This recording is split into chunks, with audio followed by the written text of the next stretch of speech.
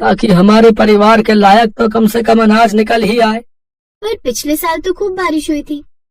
हाँ राधिका, तब इतनी बारिश हुई थी कि आधी फसल गल गई थी। खेती किसानी की यही समस्या है, बारिश कम हो तो दिक्कत और ज्यादा हो जाए तो दिक्कत।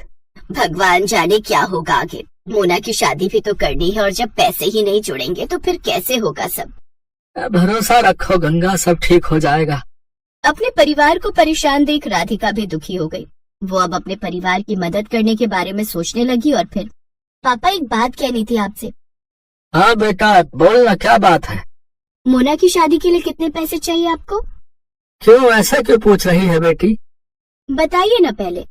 कम से कम 5 लाख तो होने ही चाहिए। 3 के आसपास तो जमा है बैंक में, लेकिन 2 लाख का इंतजाम कैसे होगा पता नहीं।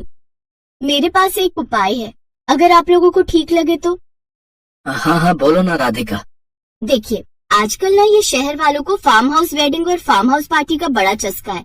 हमारा खेत हाईवे से लगा हुआ है, दिल्ली भी दूर नहीं है, तो बस हमें हाईवे से खेत तक का रास्ता ठीक करना है, लकड़ी से खेत की बाउंड्री करनी है और कुछ चारपाइयां और सजावट का काम करना है और एक अच्छा सा नाम सोचकर एक बोर्ड लगाना है।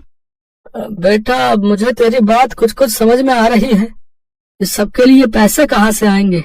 वो 3 लाख रुपए हमारे काम आएंगे और अगर धंधा चल निकला तो मोना की शादी हम धूमधाम से करेंगे। मुझे भी ये आइडिया बढ़िया लग रहा है। अगले ही दिन से पूरा परिवार राधिका के कहने पर काम में जुट गया।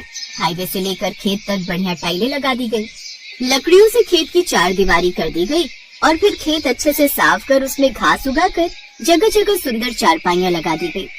फिर खेत के बीचों बीच एक सुंदर और बड़ी सी खुली झोपड़ी बनाई गई। पूरे परिवार ने जमकर मेहनत की।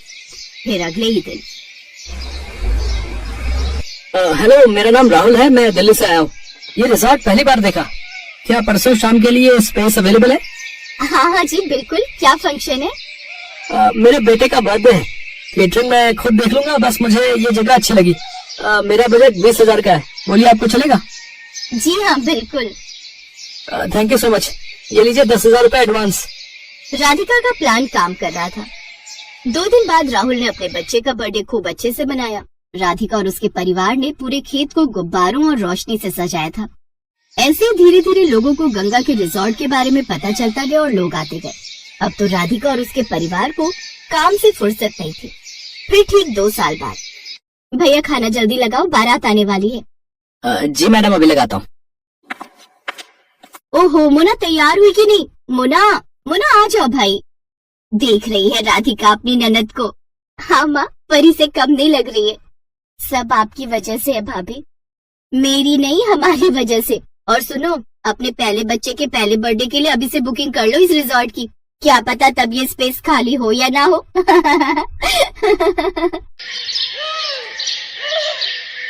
विदाई के वक्त सिमरन अपने पिता से लिपट कर खूब रोती है।